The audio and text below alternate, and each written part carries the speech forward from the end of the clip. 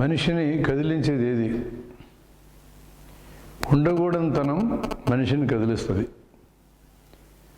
ఏదైతే ఉండకూడదు అనుకుంటాడో అది రెండు రకాలుగా కనపడుతుంది. ఈరోజు ఉన్నది ఇది పోవాలి, ఈరోజు లేదు ఇది కావాలి. మనకి ఈరోజు ఉద్యోగం లేదు ఇది కావాలి, ఇది ఒక రూపం. ఈరోజు రోగం ఉంది ఇది పోవాలి, ఇది ఇంకో రూపం.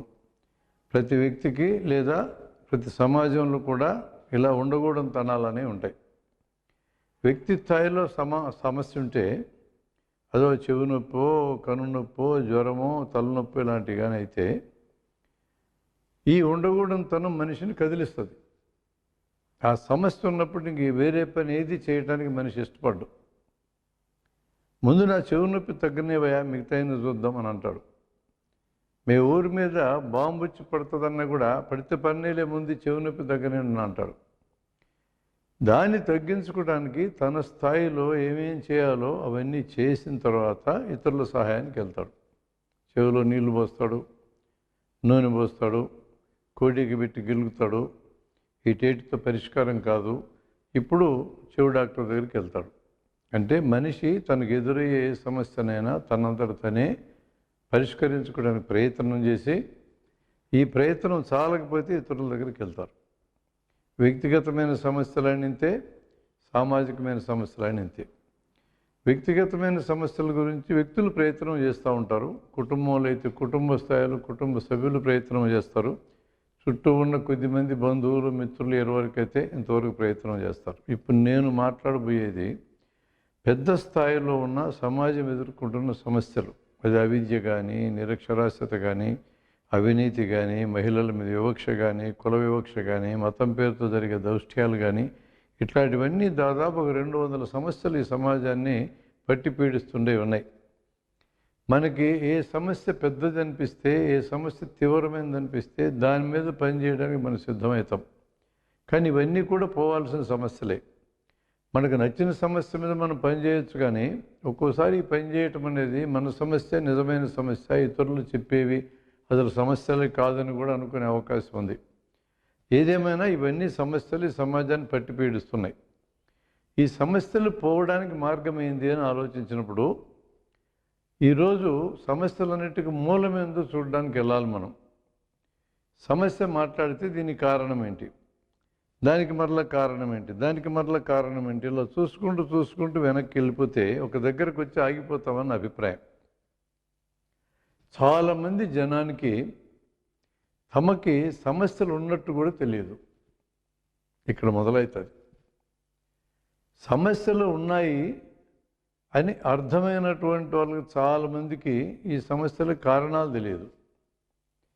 కారణాలు కూడా తెలిసిన వాళ్ళలో చాలామందికి పరిష్కారాలు తెలియదు. సమస్యలు ఉన్నాయని తెలిసి, కారణాలు తెలిసి, పరిష్కారాలు కూడా తెలిసిన వాళ్ళలో చాలామంది ఈ రోజున సమస్యల పరిష్కారానికి పనిచేయటం లేదు. సమస్యల పరిష్కారానికి పనిచేసే వాళ్ళు అత్యంత ముందుండేటటువంటి వాళ్ళు వామపక్షీయులు, వీళ్ళు కూడా చాలామంది పనిచేయటం లేదు. అంటే ఈరోజు సమస్య యొక్క రూపం ఎలా ఉందో మనం అర్థం చేసుకోవచ్చు. కాబట్టి సమస్యలు జనానికి ఉన్నాయని మనం అనుకుంటే, జనం పాల్గొనకుండా జనం బదులు వాళ్ళ సమస్యలు మనమే పరిష్కరిస్తే ఏమైనా దారి దొరుకుతుందా? దొరకదని నా అభిప్రాయం. ఓ గ్రామం వెళ్ళి, ఒక ఎన్ఎస్ఎస్ కార్యకర్తలు లాంటి ఒక గ్రూపు గ్రామం వెళ్ళి ఊరంతా శుభ్రం చేసి ఈ చేస్తున్న టైంలో గ్రామాల్లో ఉన్నటువంటి వాళ్ళు అరుగుల మీద కూర్చొని ఉంటారు. వాళ్ళేం వీళ్ళతో వచ్చి పనిచేయరు. అంతా పనిచేసి వెళ్ళేటప్పుడు మరలా ఎప్పుడు వస్తారని అడుగుతారు ఈ గ్రామస్తులు. అంటే అర్థం ఏంటి? అసలు వాస్తవంగా సమస్య గ్రామాంది, వాళ్ళకి అసలు సమస్య గురించి పట్ల. బయట నుంచి పోయిన ఎన్ఎస్ఎస్ విద్యార్థులు గ్రామం శుభ్రం చేశారు. ఈ సమయంలో గ్రామస్తుల భాగస్వామ్యం వాళ్ళు తీసుకోలే. ఫైనల్గా మీరు మళ్ళీ ఎప్పుడు వస్తారని అడిగారు. చేస్తూ ఉంటే ఎవడైనా చేయించుకుంటాడు. సమస్యలు పరిష్కరిస్తానంటే ఎవడైనా పరిష్కరించమని అంటాడు. ఈరోజు పరిపాలించేటోళ్ళు కానీ, ప్రజల్ని చైతన్యవంతులను చేయాలని మాట్లాడే సంస్థలు, పార్టీలు కూడా ప్రజల్ని భాగస్వామ్యులు చేయటం అనే కార్యక్రమంలోకి రావడం లేదు. మేము ఇళ్ళ స్థలాలు ఇప్పిస్తాం, మేము ఇల్లు కట్టిస్తాం, మేము వృద్ధాప్య పింఛన్ ఇస్తాం, మేము వితంతు పింఛన్ ఇస్తాం, మేము పీడిఎస్ కింద పబ్లిక్ డిస్ట్రిబ్యూషన్ సిస్టమ్ కింద బియ్యం ఇస్తాం, మేము మేము మేము అనేది మాట్లాడుతున్నారు. అసలు మీరెవరయ్యా నేను అడుగుతున్నా. సమస్యలు జనాన్ని పోయినప్పుడు సమస్యలు జనం పరిష్కరించుకునేటట్టు చేయటమా సరైన ఆన్సరు, లేక జనం బదులు మనం పరిష్కరించటమా? ఒక మనిషికి అన్నం పెట్టడమా, అన్నం సంపాదించుకునే మార్గం నేర్పడమా? చాలా పాతకాలం చైనీస్ సామెత ఉంది, చేపలను పట్టడం నేర్పడమా, చేపలు ఇవ్వడమా అనేది. చేపలు ఇస్తూ ఉంటే తీసుకుంటానుంటారు, పట్టడం నేర్పిస్తే ఇచ్చే పని నీకు దొరుకుతుంది. ఎప్పుడైనా సమాజాన్ని బాగు చేయాలనుకునేటోళ్ళు వాళ్ళు ఎవరైనా సరే, పరిపాలించేటోళ్ళైనా బయట ఉండేటోళ్ళైనా, వాళ్ళు చేయాల్సిన పని ప్రజలు తమ సమస్యల్ని తమంతట తామే పరిష్కరించుకోగలిగే స్థాయికి జనాన్ని పెంచడమే చేయాలి. ఇలా చేయాలి అనుకున్నప్పుడు ఎక్కడ మొదలెట్టాలి అనే సమస్య వస్తుంది. పెద్దవాళ్ళకి అనేక మందికి ఇవి చెప్పడానికి ప్రయత్నం చేశాం. వాళ్ళు చెప్పినప్పుడు బాగా చెప్తే వింటారు, తర్వాత మర్చిపోతారు, పట్టించుకోరు. కాబట్టి ఎవరి దగ్గరికి వెళ్ళాలా అనే ఆలోచన తీవ్రంగా కొన్ని దశాబ్దాలు పనిచేసిన తర్వాత అర్థమైన విషయం ఏంటంటే, ఒక స్కూల్కో ఓ కాలేజీకో వెళ్ళి 1000 మంది పిల్లలను కూడా మనం కూర్చోబెట్టి 5 నిమిషాలంటే 5 నిమిషాల్లో కూడా కొన్ని విషయాల్లో మోటివేట్ చేయొచ్చు మనం.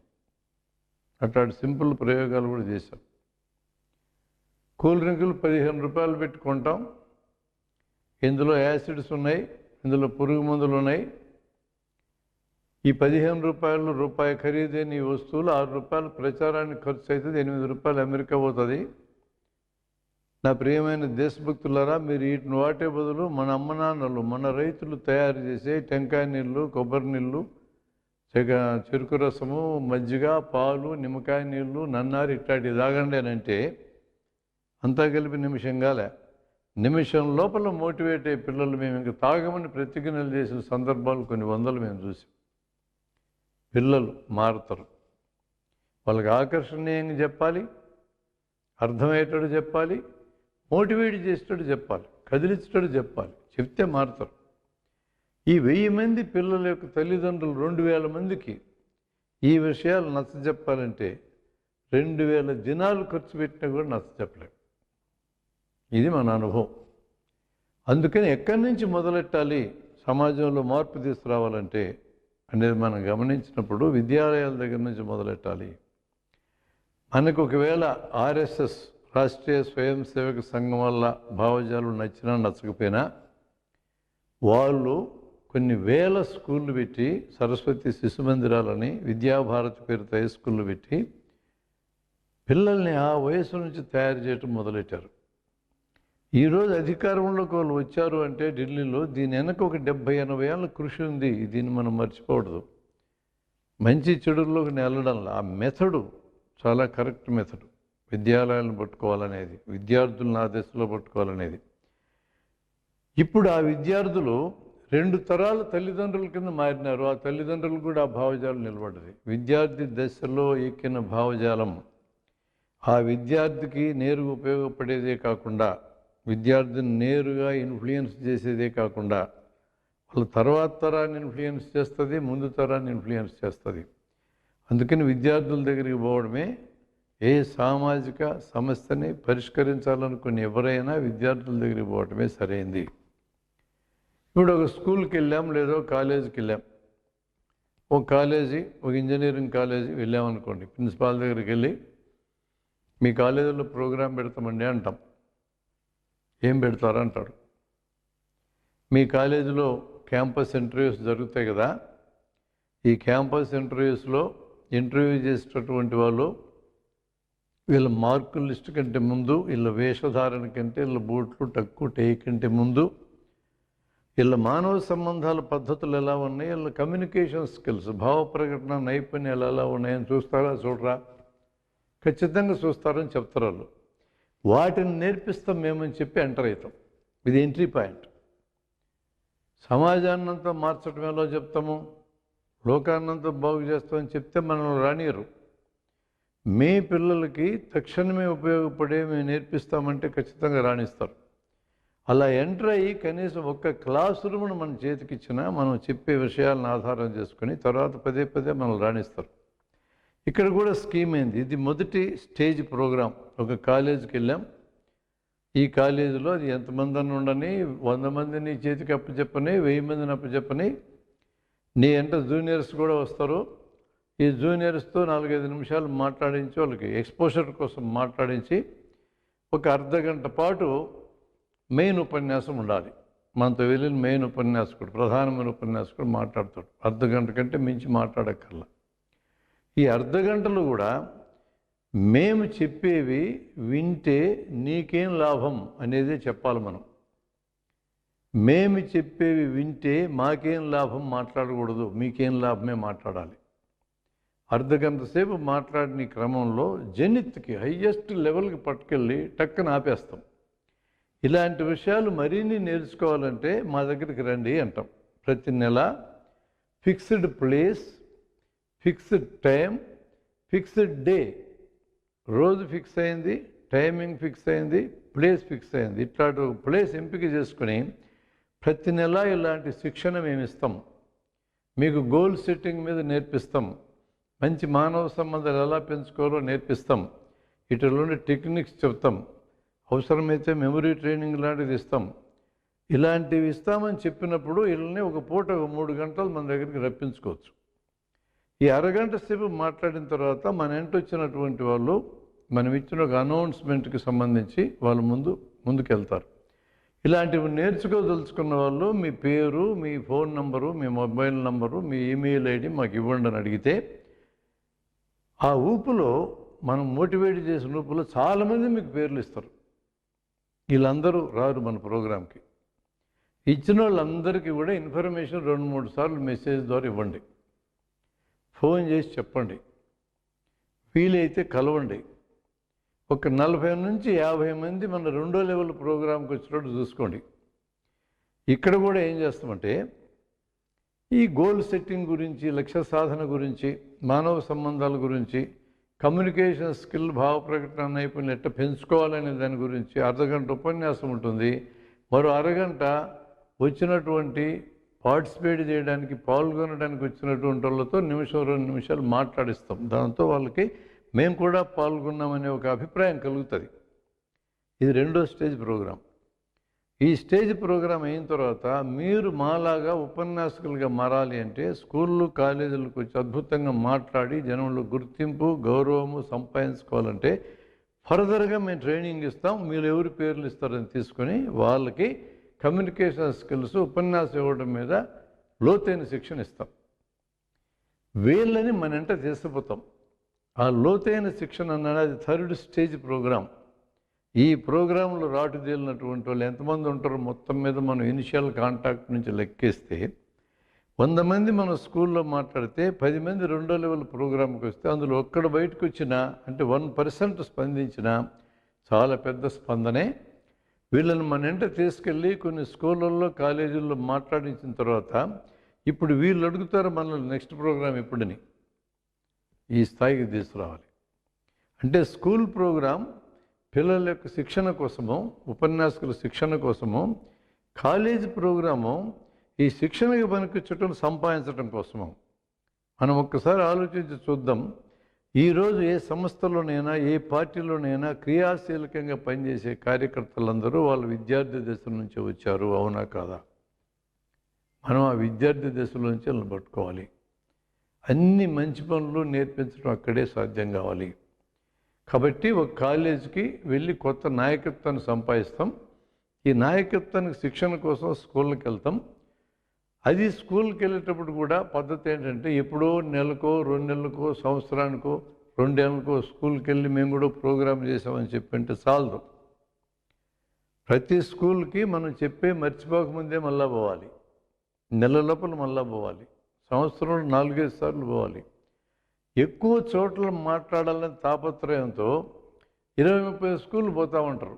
ఆ స్కూల్కి మళ్ళీ ఏడాది దాకా పోరు. ఏం ప్రయోజనం లేదు. నువ్వు ఎంపిక చేసుకున్నటువంటి ఇన్స్టిట్యూషన్కి పదే పదే పోవడం ద్వారానే కొత్త కార్యకర్తలు దొరుకుతారు. ఇది చాలా ముఖ్యమైన విషయం.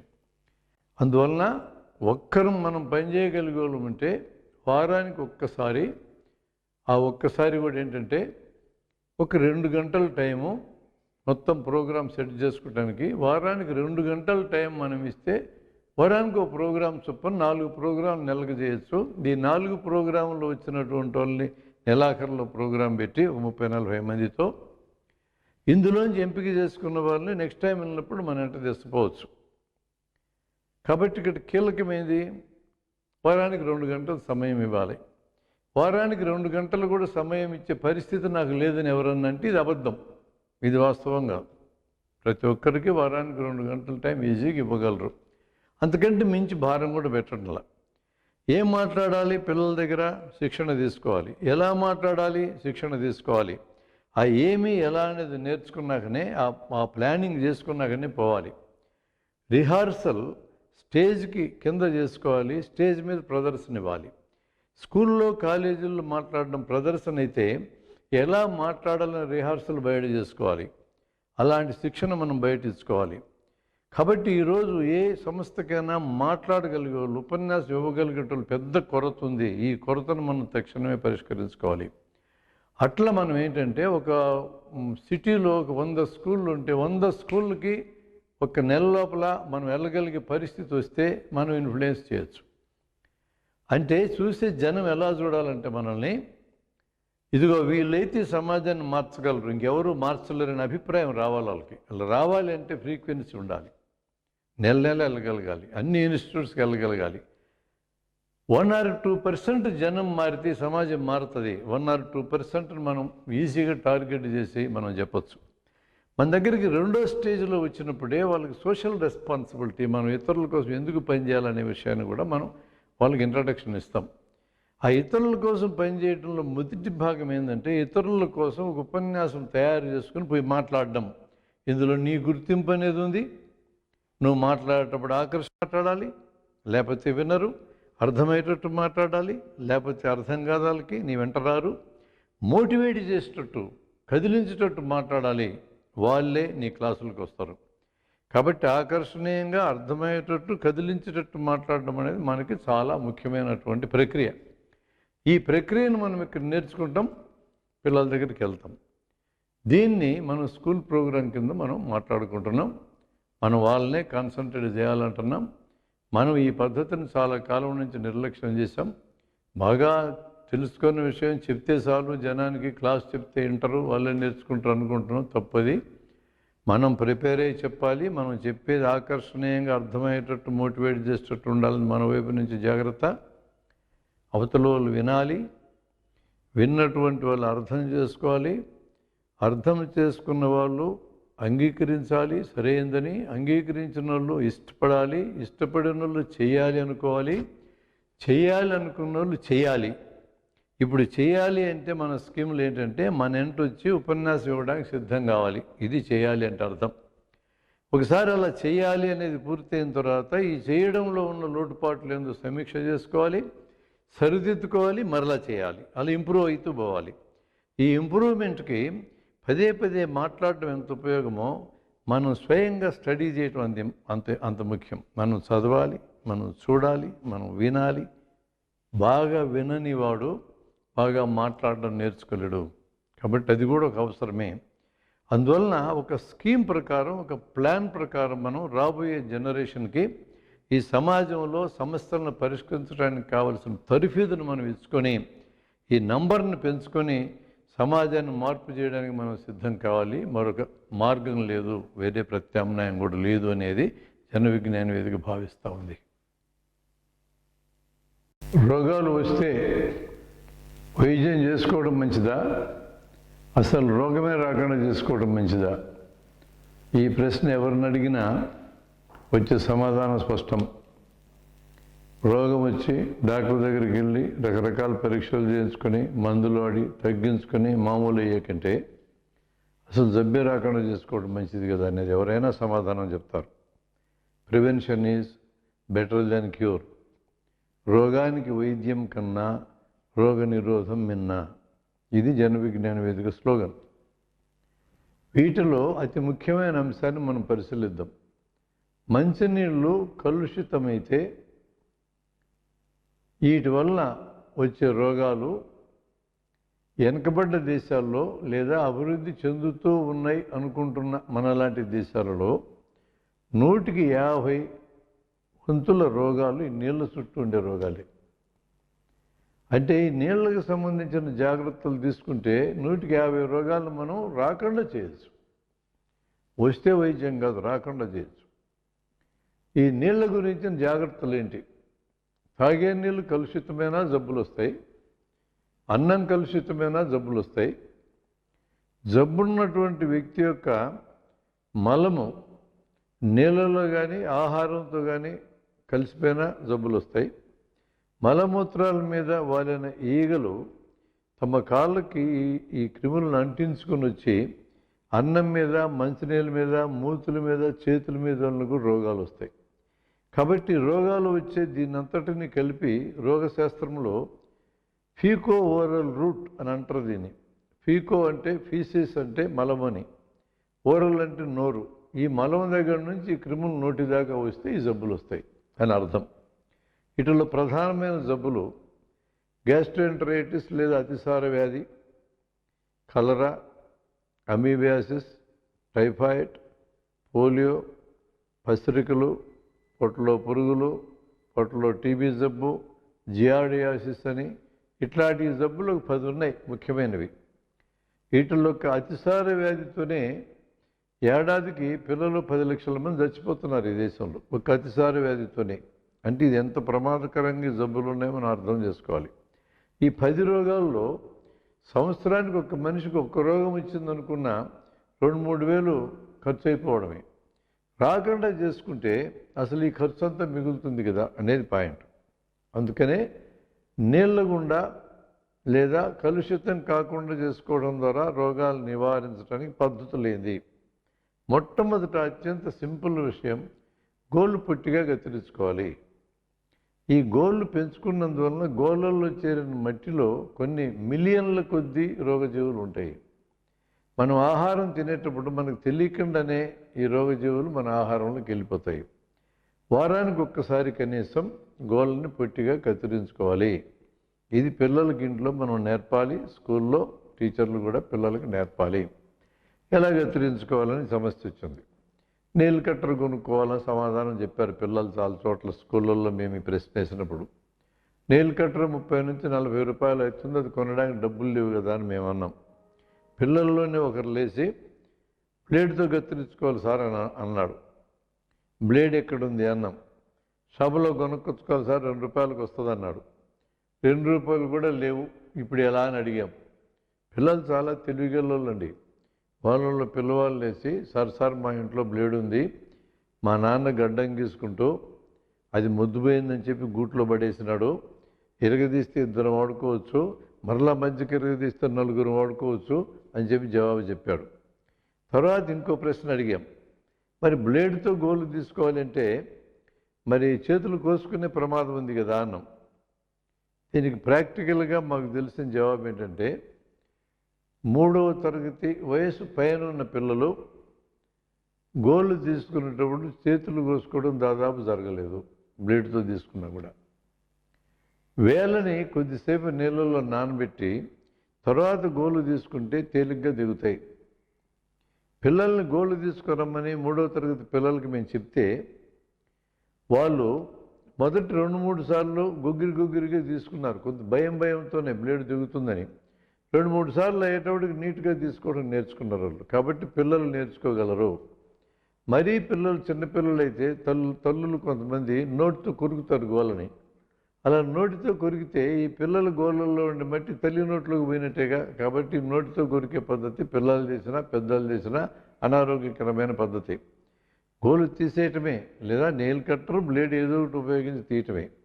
ఈ మధ్యకాలంలో మా జన విజ్ఞాన వేదికకు సంబంధించినటువంటి ఒక సీనియర్ కార్యకర్త రాధాకృష్ణమూర్తి గారిని, ఈయన అనంతపురంలో ఉంటాడు.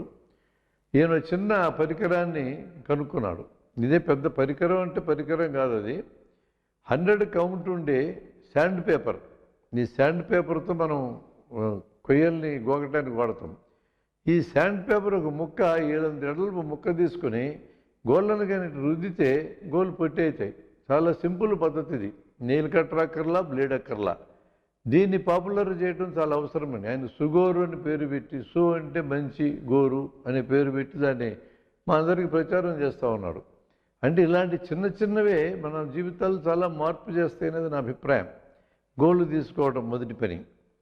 ఈ పని మనమే చేసుకోవాలి. స్వచ్ఛ భారత్ అనేది చెప్పాడు కాబట్టి మోడీ గారు వచ్చి చేయాలని చెప్పి ఆశపడకాకండి. ఎవరు కాలేజ్ చేసుకోవాల్సిన పని ఇది. రెండో పని, అన్నం తినబోయే ముందు మల విసర్జన తరువాత సబ్బుతో చేతులు కడుక్కోవాలి. ఇది చాలా సింపుల్. మన ఇంట్లో సబ్బు ఉంది, స్నానం కోసం తెచ్చుకున్నాం. ఈ 2 సందర్భాల్లో సబ్బుతో చేతులు కడుక్కొని ఆహారం తినాలంటే ముందు కడుక్కోవాలి, మల విసర్జన తర్వాత కడుక్కోవాలి. మరి హై స్కూల్లో పిల్లలకి మధ్యాహ్నం భోజనం పెట్టినప్పుడు సబ్బులు పెట్టమని చెప్తా ఉన్నాం. సబ్బు పెడితే ఆ సబ్బులు 2వ రోజుకు ఉండవు. కాబట్టి దీనికి చిన్న పరిష్కారం ఉంది మేము సూచించేది.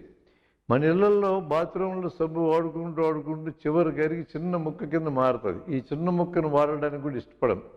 ఇలాంటి ముక్కను కాగితంలో చుట్టుకొని పిల్లలు తమ స్కూల్ బ్యాగులు వేసుకొని వెళ్ళొచ్చు. తాము మధ్యాహ్నం భోజనం చేసే టైంలో ఈ ముక్కను ఉపయోగించుకొని చేతులు కడుక్కోవడం, మళ్ళీ కాగితంలో చుట్టుకొని మళ్ళీ సంచిలో పెట్టుకొని రావచ్చు. ఇది చాలా సింపుల్గా చేయగలిగే పని.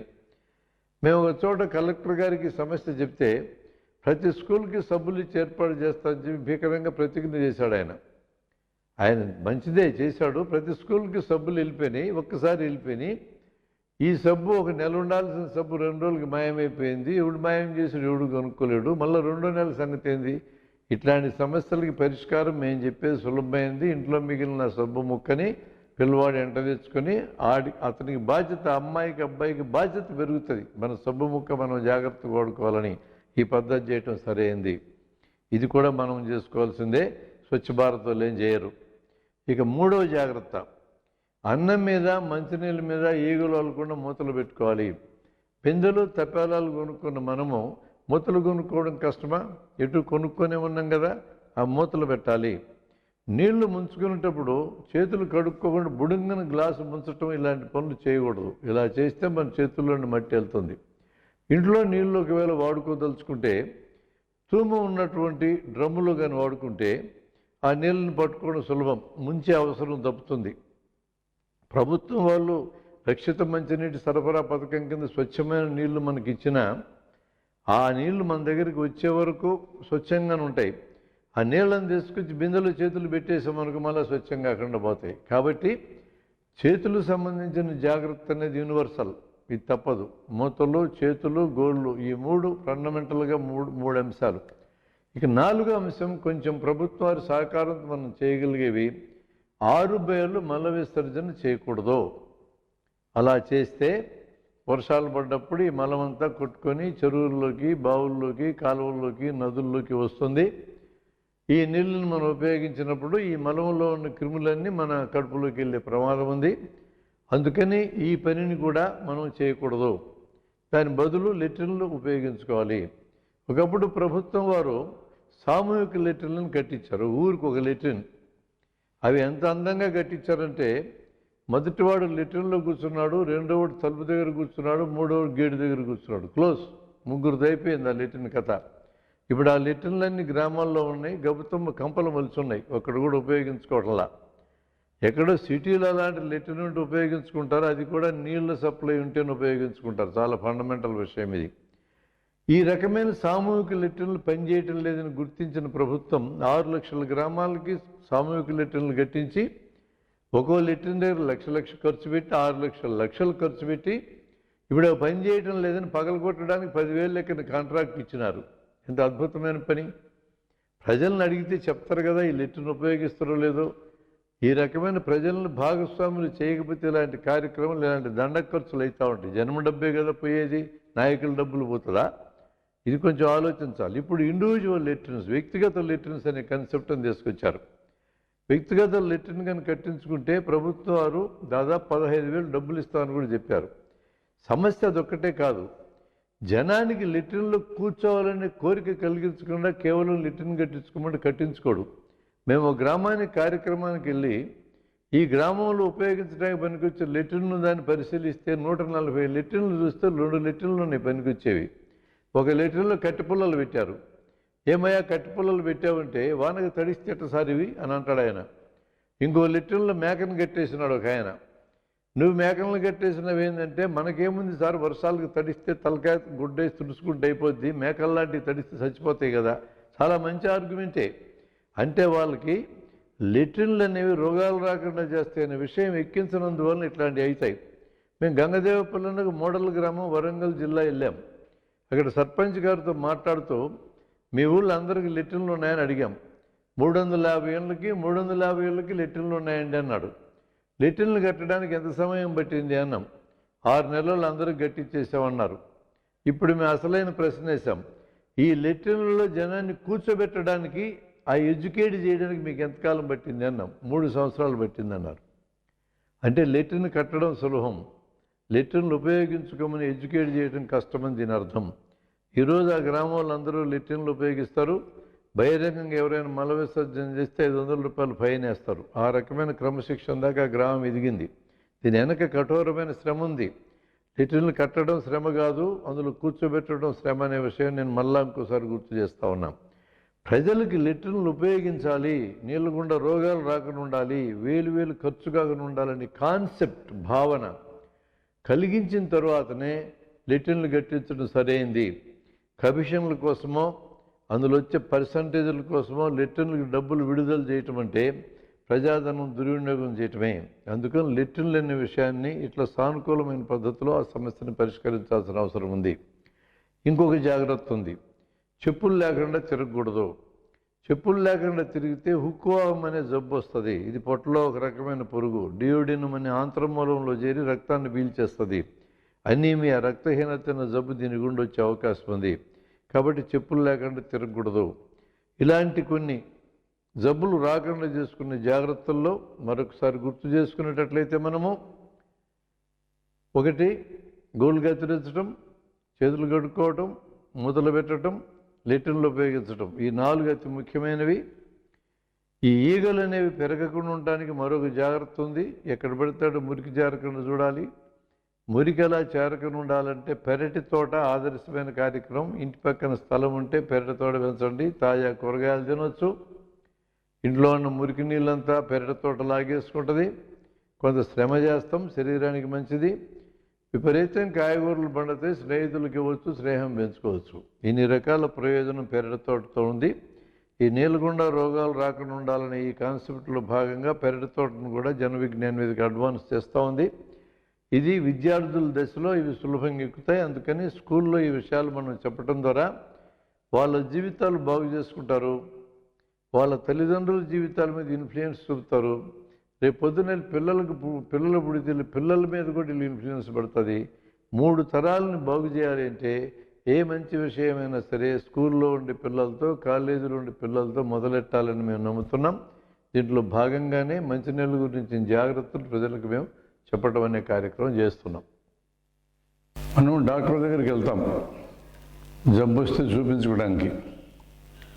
ఆయన పరీక్ష చేసి జబ్బుకు మందులు రాయించి దాంతోపాటు ఓ టానిక్ రాయిస్తాడు. ఇది ఎందుకు డాక్టర్ అని అడిగితే, జబ్బు వచ్చింది కదా, బలహీనపడి ఉంటావు, బలం రావడానికి పనికొస్తే తాగంటాడు. ఎలా తాగాలో కూడా చెప్తాడు. పొద్దున 3 మూతలు, మధ్యాహ్నం 3 మూతలు, రాత్రి 3 మూతలు చొప్పున తాగమంటాడు. మరి అంతంత తాగితే సీసా మొత్తం 2-3 రోజులకి అయిపోతుంది కదా అని మనం అడుగుతాం. అయిపోతే పోనీ ఇంకో సీసా కొనుక్కో అంటాడు. ఆయన సొమ్మేం పోయింది, కొనేది మనం, డబ్బులు పోయేది మనకి. ఎన్ని సీసాలైనా కొనుక్కోమని చెప్తాడు. ఒకవేళ ఆయన రాయకపోతే మన కానీ, మన ఇంటి వచ్చిన తల్లిదండ్రులు కానీ, బంధువులు కానీ డాక్టర్ని అదే పనిగా అడిగి టానిక్ రాయవాడు డాక్టర్ అనేవాళ్ళు కూడా ఉన్నారు.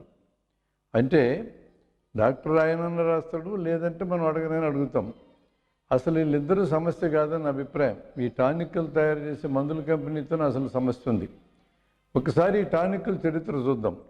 ఇక్కడ నా చేతిలో బేయర్స్ టానిక్ అనే బేయర్ కంపెనీ వాళ్ళు తయారు చేసే సీసా ఉంది. ఇది ఈ కంపెనీ తయారు చేసే మందు 250 మిల్లీలీటర్లు ఉంటుంది. 250 మిల్లీలీటర్ల ఖరీదు 113 రూపాయలు. ఇందులో ఏముంటుందో చూద్దాం. సీసా మొత్తానికి కలిపి 5 గ్రాములు లివర్ ముక్క ఉంటుంది. లివరు 5 గ్రాములు మాత్రమే. దీంట్లో 10% ఆల్కహాల్ సారాయి ఉంటుంది. అంటే 250 మిల్లీలీటర్లో 25 మిల్లీలీటర్లు సారాయి ఉంటుంది. ఈ రెండు కలిపి మనకు 113 అమ్ముతున్నారు. వీటిని విడివిడిగా బయట కొనుక్కున్నా కూడా మనకు 2-3 రూపాయల కంటే ఖరీదు కాదు. కేవలం 2 రూపాయలు 3 రూపాయలు ఖరీదు ఉండే వస్తువులు దీంట్లో వేసి దాన్ని 113 రూపాయలకి మనకు అమ్మి మనకు బలం వస్తుందని చెప్పి నమ్మగలుగుతున్నారు. ఇదివరకు చాలా కంపెనీలు ఈ టానిక్లు తయారు చేసేవి. ఫాస్ఫామిన్, ఫాస్ఫుటాను, సైంటివేని, న్యూరోఫాస్ఫేట్స్ ఇలాంటి పేర్లతో ఉండేవి. ఇప్పుడు అవన్నీ మార్కెట్లో మాయమైనవి. కానీ బేర్వారు మాత్రం మాయం కాలేదు. ఈయన అదే ఉన్నాడు. 1986 నుంచి జన విజ్ఞాన వేదిక టానిక్లు తాగొద్దండి, టానిక్లు తాగటం ప్రయోజనం లేదు, పైగా డబ్బు నష్టం అని ప్రచారం చేస్తూ ఉన్నది. బహుశా ప్రచారం వల్లనేమో టానిక్లకు అమ్మకం తగ్గిపోయి ఉండేది, మనం చెప్పలేం. కానీ మొత్తం మీద ప్రజలు టానిక్లు తాగడం తగ్గించినా బేర్ కంపెనీ మాత్రం ఈ మందు తయారు చేయడం ఆపలేదు. దీన్ని తాగిన తర్వాత పొట్టలోకి వెళ్తుంది, పొట్టలోంచి మూత్రపిండాల్లోకి వెళ్తుంది, మూత్రపిండాల్లోంచి మూత్రంలోకి, మూత్రం సైడ్ కాలువల్లోకి వెళ్తుంది. భారతదేశం సైడ్ కాలువలు బలంగా ఉండటానికి టానికుల రూపాయన మనం దాదాపు 15,000 కోట్ల రూపాయలు ఖరీదని కొంటున్నాం. అంటే బలం వస్తుందనే పేరుతో మనం కొనే టానికుల ఖరీదు 15,000 కోట్లు అయితే ఈ 15,000 కోట్లు నిరుపయోగంగా సైడ్ కాలువల్లోకి వెళ్తుంది. అందువలన టానిక్ తాగితే బలం వస్తుంది, మనకు కాదు మందుల కంపెనీలకు అనేది వాస్తవం. ఏ టానిక్ చరిత్ర చూసినా ఏమున్నది గర్వకారణం. ప్రతి టానిక్ చరిత్ర సమస్తం దోపిడీ పరాయణత్వం. ఈ మధ్య మందుల కంపెనీలు కొత్త పద్ధతి ఎత్తుకున్నారు. టానిక్ అనే పేరుతో అమ్మితే ప్రజల్లో స్పందన సరిగా లేదని బి కాంప్లెక్స్, మల్టీవిటమిన్ సిరప్లు అనే పేరుతో అమ్ముతున్నారు. బేవాన్ అనే పేరుతో ఒక బ్రాండ్, ఇది ఒక కంపెనీ తయారు చేస్తున్న బ్రాండ్. ఇందులో మొత్తం ఈ సీసా మొత్తంలో ఉండే విటమిన్లు ఒక మాత్రలో ఉండే విటమిన్తో సమానం. ఇది 100 రూపాయల పైన అమ్ముతారు. దీన్ని ఒక మాత్ర విటమిన్ మాత్ర ₹1-2 వస్తుంది. ₹2 వచ్చే ఈ మాత్రలో ఉండే సామాన్ మాత్రమే ఈ సీసా మొత్తంలో ఉండేది. అంటే విటమిన్లు అనే పేరుతో అమ్మితే ప్రజల్లో యాక్సెప్టెన్స్, అంగీకారం ఎక్కువ ఉంటుంది. విటమిన్లు అంటే బలానికి పనికొచ్చే కదా అని.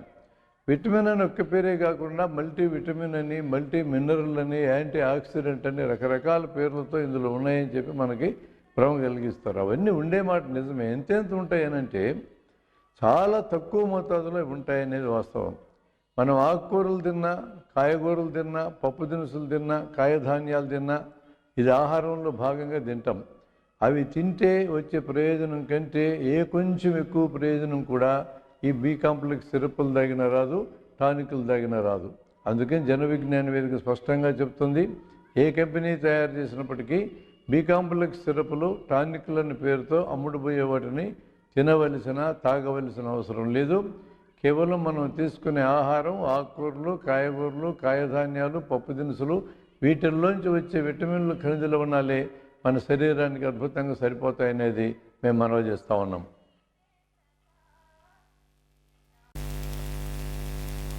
ఒక ఆఫీసులో ఒక అతను పనిచేస్తూ ఉంటాడు.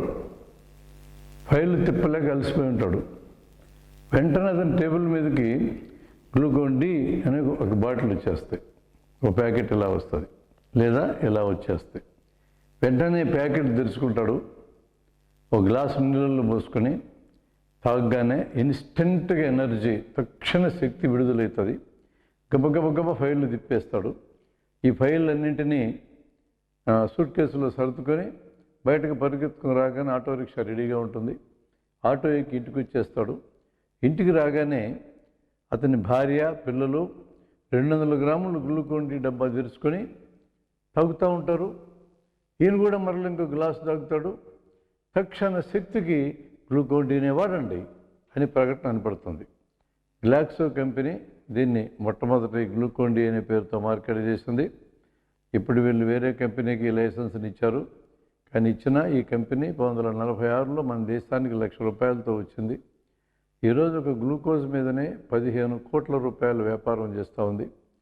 ఈ విధంగా ఈ గ్లూకోజ్ గురించి ఇట్లా అమ్మకం జరుగుతున్నప్పుడు దీని గురించి తెలుసుకోవాల్సిన వాస్తవాలు ఉన్నాయి. ఇది 75 గ్రాముల డబ్బా 50 గ్రాములు ఫ్రీ అన్నారు. 50 గ్రాములు ఫ్రీ ఇచ్చినందుకు 24 రూపాయలకు అమ్ముతున్నారు. అంటే ఇప్పుడు 100 గ్రాములు 20 రూపాయలు అవుతుందని అనుకుందాం. ఇది కూడా గ్లూకోన్ డీనే. ఇది 32 రూపాయలు 100 గ్రాములు. ఏమి 12 రూపాయలు తేడా వచ్చిందని అనొచ్చు. దీంట్లో కొద్దిగా ఆరెంజ్ కలిపారట, కొంచెం ఆరెంజ్ ఎసెన్స్, ఆరెంజ్ జ్యూస్ కలిపారని కూడా చెప్పలేము. ఆరెంజ్ ఫ్లేవర్ వచ్చినందుకు 12 రూపాయలు ఎక్స్ట్రా. అప్పుడు 100 గ్రాములు 32 అనుకుంటే కిలో 320 అవుతుంది. 100 గ్రాములు 20 రూపాయలు మామూలు గ్లూకోజ్ అనుకుంటే 200 కిలో అవుతుంది. దీనికి చక్కెరకి ఏంటి తేడా? చక్కెర అంటే డైసాకరైడ్, అందులో గ్లూకోజు ఫ్రక్టోజు 2 పదార్థాలు కలిసి ఉంటాయి. ఇందులో గ్లూకోజ్ ఒక్కటే ఉంటుంది. ఈ 2 పదార్థాలు శరీరంలోకి వెళ్ళినాక శక్తినిచ్చే విషయంలో తేడా అయితే ఏముండదు. గ్లూకోజ్ అయినా ఫ్రక్టోజ్ అయినా ఒకే రకంగా శక్తి ఇస్తుంది. గ్లూకోజ్ తింటే 10 నిమిషాల్లో రక్తంలో కలుస్తుంది. చక్కెర తింటే 15 నిమిషాలు రక్తంలో కలుస్తుంది. అంటే శక్తిని ఇవ్వడానికి రక్తంలో కలవడంలో స్పీడ్ 5 నిమిషాలు తేడా గ్లూకోజ్కి చక్కెరకి. 5 నిమిషాలు లేటుగా రక్తంలో కలిస్తే ఇవి ఏం విప్లవాలు ఆగిపోతాయంట ఈ భూమి మీద? చక్కెర తిన్నా గ్లూకోజ్ తిన్నా తేడా అయితే ఏమీ లేదు. అందుకనే చక్కెర ఉండగా గ్లూకోజ్ దండగా అనేది మా స్లోగన్, మా జన విజ్ఞాన వేదిక స్లోగన్. ఆ మాటకు వస్తే చక్కెర కంటే ఉత్తమమైనది బెల్లం. చక్కెర కంటే ఖరీదు తక్కువ ఉంటుంది. అందులో ఖనిజ లవణాలు ఉంటాయి, ఇనుము ఉంటుంది, కాల్షియం ఉంటుంది. కాబట్టి చక్కెర కంటే బెల్లం ఇంకా ఉత్తమమని మేము ప్రమోట్ చేస్తున్నాం. చక్కెర 40-45 రూపాయలు కిలో అమ్మితే వీళ్ళు 200 నుంచి 320 కిలో అమ్ముతున్నారు.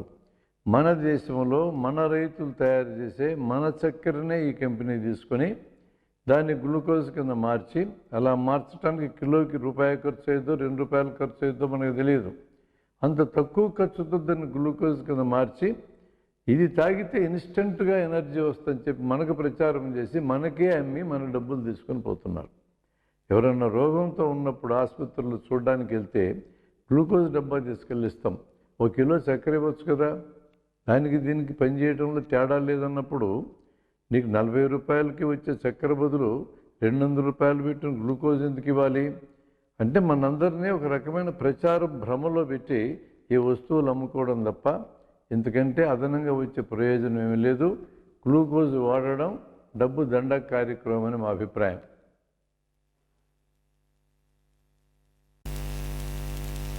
హెల్త్ డ్రింక్స్ లేదా ఆరోగ్య ద్రావకాలు అనే వాటి సంగతి చూద్దాం. బయట మార్కెట్లో ఈ హెల్త్ డ్రింక్స్ అనేవి చాలా అమ్ముడుపోతున్నాయి.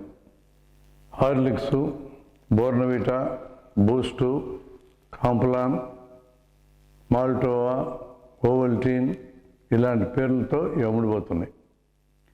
ఇవి అరకిలో డబ్బాలు 235 నుంచి 225 ఆ రేంజ్లో అమ్ముడుపోతున్నాయి. అంటే కిలో 450 అన్నమాట. 1 కిలో హార్లిక్స్, బోర్నవిటా, బూస్ట్ ఇలాంటి వాటిలో ఉండే పదార్థం ఎంతో కూడా మనం చూద్దాం. అసలు వీటిని ప్రచారం చేయడానికి జరిగే ఈ వ్యాపార ప్రకటనలు కూడా చాలా విపరీతంగా ఉంటాయి. మనకి ఇష్టమైనటువంటి సచిన్ టెండూల్కర్ ఇంత బాగా బ్యాటింగ్ ఎలా చేయగలుగుతున్నాడు అనుకుంటున్నారు అని అంటారు. బూస్ట్ తాగాడు కాబట్టి అని జవాబు చెప్తారు. ఆయన కుమారుడు కూడా బూస్టే తాగుతాడు. ఆయన కూడా భవిష్యత్తులో బ్యాట్స్మెన్ అవుతాడు. అంటే బ్యాట్స్మెన్ కావాలంటే బూస్టే తాగాలి అనే హింట్ మనకి ఇస్తారన్నమాట. అంటే వీళ్ళెవరు అన్నం తినరిక బూస్ట్లే తాగుతూ ఉంటారు అని అర్థం వస్తుంది. ఒలింపిక్ కోచ్ అనితా సూద్ చెప్పాను ఏమని? కాంప్లానే తాగమని. ఎందుకని? అలా తాగితే బ్రహ్మాండంగా ఈత కొట్టవచ్చు అని అర్థం. ఏమేం పదార్థాలు ఉంటాయి? 23 రకాల ఆహార పదార్థాలు అందులో ఉంటాయని చెప్తారు వాళ్ళు. ఎంతెంత అని అడిగితే ఇంత అని చెప్తారు. పేరుకి 23 రకాలే, ఉండేది ఎంత? మరలా 500 గ్రాముల్లో ఎంత ఉంటుంది అని అంటే 250 రూపాయలకి మనకు అమ్మేటటువంటి 500 గ్రాముల డబ్బాలు ఏముంటుంది అనేది ఇప్పుడు మనం చూద్దాం. 800 గ్రాముల గోధుమ పిండి ఉంటుంది. అంటే 800 గ్రాముల గోధుమ పిండి 32 నుంచి 40 రూపాయల కంటే కాదు. అది మామూలు గోధుమ పిండి కాదు, మాల్ట్ చేయబడిన గోధుమ పిండి. అంటే కొద్దిగా దూరగా మాడబెట్టిన గోధుమ పిండి అని అర్థం. అంటే వాళ్ళు కంపెనీలో మాడబెడితే మనకి 250 అరకిలో లెక్కన అమ్ముతారు. మన ఇంట్లో మార్చుకుంటే 40 రూపాయలకి కిలో వస్తుంది. అంటే అరకిలో 20 రూపాయలకి వస్తుంది. దాంట్లో ఒక 100 గ్రాముల చక్కెర ఉంటుంది, అదొక 4 రూపాయలు. ఒక 100 మిల్లీలీటర్లు పాలు ఉంటాయి, అది ఒక 5 రూపాయలు. అంతా కలిపితే 50 రూపాయల కంటే ఎక్కువ కానే కాదు ఇది. దీన్ని తయారు చేసేది ఎవరు? కాంప్లాన్ అనే దాన్ని తయారు చేసేది గ్లాక్సో అనే కంపెనీ. ఈ కంపెనీ 1946లో మన దేశానికి ₹1,00,000 పెట్టుబడితో వచ్చింది. ఇప్పుడు కాంప్లాన్ అనే పేరుతో ఎంత అమ్ముతుందో మనకు తెలుసు. అలాగే Beecham international company Boost, Horlicks అనే పేరుతో అవి అమ్ముతూ ఉన్నాయి. ఈ 2 బ్రాండ్లు బీకామ్ ఇంటర్నేషనల్ కంపెనీవే. ఈ బీకామ్ ఇంటర్నేషనల్ కంపెనీ కూడా బ్రిటన్ కంపెనీనే, గ్లాక్సో బ్రిటన్ కంపెనీనే. ఈ 2 కంపెనీలు ఈ మధ్య ఏకమైనటువంటి కంపెనీలు మరో కంపెనీతో, ఎస్కేఎఫ్ అనే కంపెనీతో కూడా కలిసి వాళ్ళ ఫ్యాక్టరీ రాజమండ్రిలో బైపాస్ రోడ్లో డైట్ కాలేజీకి వెళ్ళే దారి ఎదురుగా ఎకరా స్థలంలో ఉంది. ఇక్కడే తయారైతే ఇవన్నీ కూడా మన దేశంలో మన రైతులు పండించే గోధుమలు తీసుకుంటారు వాళ్ళు, మన రైతులు పండించే చక్కెరను ఉపయోగించుకుంటారు, మన రైతులు తయారు చేసే పాలను ఉపయోగించుకుంటారు. వీటన్నిటిని తీసుకొచ్చి పొడి చేసి డబ్బాలకు ఎత్తేది కూడా మన కార్మికులే, డబ్బాను సీల్ చేసేది కూడా మన వాళ్ళే. సీల్ చేసిన తర్వాత వాటి మీద అరకిలో 235, 225 అని ముద్రేసేది కూడా మన వాళ్ళే, తాగేది కూడా మన వాళ్ళే. కానీ ఇందులోంచి వచ్చే లాభాలని తీసుకెళ్లేది మాత్రం బీకామ్ ఇంటర్నేషనల్, గ్లాక్సో అనబడే విదేశీ కంపెనీలు. 1947 ఆగస్టు 15 మనకి స్వతంత్రం వచ్చిందని చెప్పుకుంటున్నాం, కానీ ఇలాంటి కంపెనీల నుంచి మనకి ఇంకా స్వతంత్రం రాలేదనేది జన విజ్ఞాన వేదిక మనవి చేస్తూ ఉంది. హార్లిక్స్, బోర్న్విటా, బూస్ట్ పేరేదైనా సరే వేస్ట్. మన ఇంట్లో మన పండగలకి మన తల్లిదండ్రులు మనకి చేసి పెట్టే ఏ పిండి వంట కంటే కూడా అద్భుతమైన రుచి ఇటుకు ఉండదు. ఎన్ని ఏండ్లు గడిచినా ఇటు రుచిలో మార్పు కూడా ఉండదు.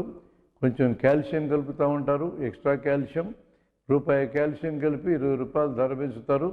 ఇట్లా రకరకాల పేరుతో మన ఆహారాలే మనకే ఎక్కువ ధరలకు అమ్మి మన డబ్బుని లూటీ చేస్తున్న ఈ హెల్త్ డ్రింక్స్ అనే పేరుతో మనం వీటిని కొనడం అనవసరం అనేది జన విజ్ఞాన వేదిక అభిప్రాయం. మద్యపానం, సురాపానం, సారాయి తాగడం, ఏ పేరుతోనూ పిలుచుకోండి అన్నీ ఒకటే. ఆల్కహాల్ తీసుకోవడం ఆరోగ్యానికి హానికరం. సినిమాలోకి వెళ్తే పొగ తాగడం, సారాయి తాగడం ఆరోగ్యానికి హానికరం అని ప్రకటన ఇస్తారు. పొగ మీద వీడియో వేస్తారు కానీ సారాయి మీద ఏమి వేయరు. ఎందుకంటే ఈరోజు చాలా ప్రభుత్వాలు సారాయి ప్రజలకి తాపితే వచ్చే ఆదాయాలతో బతుకుతూ ఉన్నాయి. గాంధీ మహాత్ముడు అన్నాడు, ఈ దేశంలో ఏ ప్రభుత్వమైనా సారాయి తాపడం ద్వారా వచ్చే ఆదాయంతోనే మేము ప్రభుత్వం నడుపుకోవాల్సి వస్తుందని అంటే అలాంటి వాళ్ళు ప్రభుత్వాలు నడుపుకోవడం మానేయండి అన్నాడు ఆయన. ఎవరండి గాంధీ గౌరవం ఇచ్చేది? అక్టోబర్ 2వ తేదీ, జనవరి 30వ తేదీ ఆయన గుర్తు చేసుకుంటూ అయిపోయింది. మిగతా 363 రోజులు ఆయన గురించి పట్టించుకునేదిలే. ఆ నోట్ల మీద గాంధీ బొమ్మ వేస్తేనో, స్వచ్ఛ భారత్లో గాంధీ యొక్క కళ్ళజోడు పెడితేనో మనందరికీ గాంధీ మీద ప్రేమ ఉన్నట్టు అనుకోవాలన్నా? ఆయన చెప్పినటువంటి పనులు చేస్తే ప్రేమ ఉందని అనుకోవాలన్నా? ముఖ్యంగా సారాయికి వ్యతిరేకంగా గాంధీ తీవ్రంగా ప్రచారం చేశాడు, ప్రయత్నం చేశాడని గుర్తుపెట్టుకోవాలి. ఈరోజు సారాని ఎందుకు ప్రభుత్వం వారు చొరవ తీసుకుని ప్రచారం చేయటం లేదనే దానికి ప్రభుత్వంలో ఉన్న చాలామంది పెద్దలకే డిస్టిలరీస్ ఉన్నాయి. వాళ్ళ ఆదాయానికి వాళ్ళు ఏం గండి కొట్టుకోరుగా. ఇప్పుడు ఈ సారాయితో వచ్చిన నష్టాల సంగతి చూద్దాం. ప్రభుత్వాలకు 30 నుంచి 40 వేల కోట్ల ఆదాయం రావచ్చు దీంతో ఎక్సైజ్ రూపంలో, రైట్, ఒప్పుకుందాం. కానీ సారాయితో వచ్చే రోగాలకి అయ్యే ఖర్చు, అది ప్రభుత్వం పెట్టుకున్నా ప్రైవేటుగా జనం పెట్టుకున్నా, ఈ ఖర్చు ప్రభుత్వానికి వచ్చే ఆదాయానికి కనీసం 4 రెట్లు ఎక్కువవుతుంది. ప్రజలు పెట్టుకుంటున్నారులే, మాకేం సంబంధం అని చెప్పి ప్రభుత్వాలు అనుకోకూడదు, తప్పది. ప్రజాప్రభుత్వాలు అట్లా ఆలోచించడం తప్పు. వచ్చే ఆదాయానికి 4 రెట్లు అనవసరపు ఖర్చు జరుగుతుంది అంటే ఆ అలవాటు ప్రమాదకరమని ప్రజలకు నిరంతరం చెప్పాల్సిన బాధ్యత ప్రభుత్వాలు తీసుకోవాల్సిన అవసరం ఉంది. ఈ సారాయితో ఇతర సమస్యలు కూడా మీరు చూడండి, సామాజిక సమస్యలు ఉన్నాయి. ఈరోజు జరిగే యాక్సిడెంట్లలో సగం యాక్సిడెంట్లు సారాయికి లింక్ అయ్యి జరుగుతూ ఉన్నాయి. జరిగే నేరాలలో సగం నేరాలు సారాయికి లింక్ అయ్యి జరుగుతూ ఉన్నాయి, మద్యపానానికి లింక్ అయ్యి జరుగుతూ ఉన్నాయి. సారాయి తాగితే గుండె పెరుగుతుంది. ఇదేదో కవులు చెప్పుకునే గుండె పెరగడం కాదు, హృదయ వైశాల్యం కాదు, నిజంగా గుండె పెరుగుతుంది. ఆల్కహాలిక్ కార్డియాక్ మయోపతి అంటారు దీన్ని. ఇలా పెరిగిన గుండె ఆగిపోతే ఏదో ఒక రోజున, ఎప్పుడు ఆగిపోతే ఎవరికి తెలియదు. సారాయి తాగితే పొట్టలో పుళ్ళు రావచ్చు, ఆకలి మందగించవచ్చు. సారాయి తాగితే నరాలు దెబ్బతింటాయి. సారాయి తాగితే వంధ్యత్వం వస్తుంది, పిల్లలు పుట్టరు. సారాయి తాగితే నపుంసకత్వం వస్తుంది, సంసారానికి పనికిరాకుండా మారుతారు. సారాయి తాగితే మెదడులో ఉండే కణాలు దెబ్బతింటాయి, జ్ఞాపక శక్తి పోతుంది. దీనివల్ల చాలా లాభం ఉంది. ఆయన పేరు మర్చిపోతారు, ఊరి పేరు మర్చిపోతారు, ఇంటి పేరు మర్చిపోతారు, పైగా ఎవడన్నా అప్పిస్తే అది కూడా మర్చిపోతారు. అది అంతలా మతిమరుపు వస్తుంది తాగి తాగి తాగి. దీన్ని ఆల్కహాలిక్ డిమెన్షియా అంటారు దీన్ని. ఇలా రకరకాల ఆరోగ్య సమస్యలు సారాయి తాగితే వస్తున్నాయని మనం గమనించాం. ఇలాంటి ఆరోగ్య సమస్యలు వస్తున్నాయని తెలిసిన తర్వాత సారాయిని ప్రమోట్ చేయడం సరైనది కాదు. ఇదివరకైతే డిమ్ లైట్లలో బార్ అండ్ రెస్టారెంట్లో తాగేటోళ్ళు ఇప్పుడు పబ్లిక్గా తాగుతూ ఉన్నారు, పబ్లిక్ న్యూసెన్స్ కింద మారుతూ ఉన్నారు. ఎప్పుడో ఒకసారి పోలీస్ యంత్రాంగం హా హా అనిపించేదను, సారాయి తాగలేదు చూసి ఒక అరగంట సేపు వాళ్ళకి ఫైన్ వేసి పెట్టడం. తాపించడం ఏంది, ఫైన్ వేయటం ఏందండి? తాపించడం ఎందుకు అనుమతించాలి ప్రభుత్వము? తాగడాన్ని అనుమతించకపోయి ఇంట్లో పోయి తాక్కోమను, వీధుల్లోకి చెవుడు తాగమనటల్ని.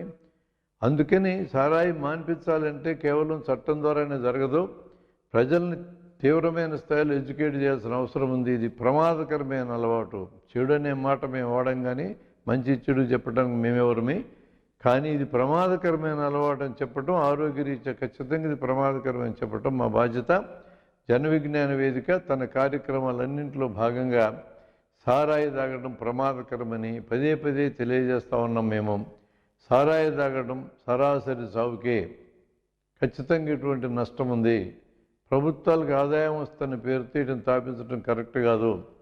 1990లో అక్షరాస్యత ఉద్యమం జరిగిన తర్వాత మేము నెల్లూరు జిల్లాలో దాదాపు 400 గ్రామాల్లో సారా పోరాటం జరపడానికి నాంది ప్రస్తావన చేశాం. జన విజ్ఞాన వేదిక పాల్గొన్నది. 400 గ్రామాల్లో ఆడవాళ్ళు పూనుకొని మా ఊరికి సారా వద్ద నినాదం చేసి ఒక ముఖ్యమంత్రి ఎత్తిపోయినాడు, ఒక గవర్నమెంట్ పోయింది. మరొక ముఖ్యమంత్రి ఎన్టీ రామారావు గారు మొదటి సంతకం సారా మీద చేస్తానన్నందుకు గెలిచాడు. అంత పవర్ఫుల్ పోరాటం జరిగింది. పోరాటం జరిగేటప్పుడు ప్రజలు ఎట్టున్నారో మాకు తెలుసు. సారాయి రద్దు చేసినాక వాళ్ళ జీవితాల్లో వచ్చిన అద్భుతమైన మార్పు మాకు తెలుసు. తిరిగి సారాయి తీసుకొచ్చినారు ఈ పరిపాలించేటటువంటి వాళ్ళు. మామూలు సాధారణ జనం, దిగువ మధ్య తరగతి, కింద తరగతి జనం యొక్క జీవితాలు ఛిద్రం చేయడానికే ఈ సారాయి వచ్చిందని మా అభిప్రాయం. ప్రభుత్వాలు కేవలం చట్టం చేసి దులుపుకోవడం వల్ల ఈ సమస్య పరిష్కారం కాదు. ప్రజల్ని నిరంతరము జాగరూకతతో ఎడ్యుకేట్ చేయటం, తెలియజేయటం ద్వారా ఈ సమస్య పరిష్కారం అయిందనేది మేము అనుకుంటున్నాం. అందుకని జన విజ్ఞాన వేదిక ప్రజలకు ఉపయోగార్థం ఇటువంటి సమాచారం మేము ప్రజలకు చెప్తా ఉన్నాం.